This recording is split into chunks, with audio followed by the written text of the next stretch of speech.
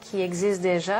À Londres, le bureau de la délégation est là depuis le début des années 60, avec un volet économique. Donc, pourquoi l'ajout d'Expansion Québec? Comment ça se... Est-ce qu'il y a du dédoublement?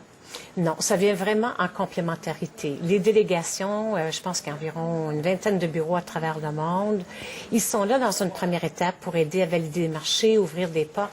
Et lorsque la société se disait dans un site donné, bien moi, vraiment ici, j'ai des affaires, il faudrait que je m'implante, la délégation ne pouvait pas donner son numéro de téléphone, son adresse.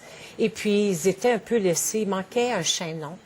Dans toute la gamme de services, ils ne pouvaient pas offrir leur bureau.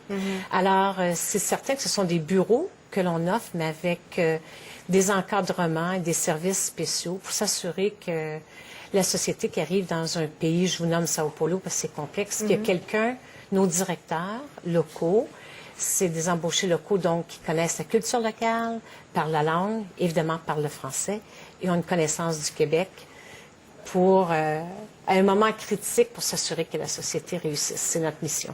Donc là, on est rendu à 6. Et d'ici 2015, vous avez un objectif, je crois que c'est 14 centres d'affaires. Exact. Les prochains à ouvrir? Les prochains, à l'automne, il y en a 2 là, qui se chevauchent. On a énormément de demandes pour ces 2 bureaux. C'est Mexico, la ville de Mexico au Mexique, et Calgary. Ce sera notre premier bureau au Canada, dans l'Ouest canadien.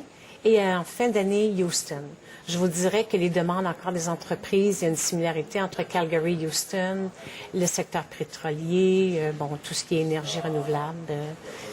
Ce sont des secteurs importants. Vous avez senti le besoin d'être présent et peut-être l'Asie éventuellement. Merci, Mme Laverdière, d'avoir été avec nous aujourd'hui. Merci. Éliane Laverdière, qui est directrice générale d'Expansion Québec. Et dans quelques instants, on vous donne une idée de la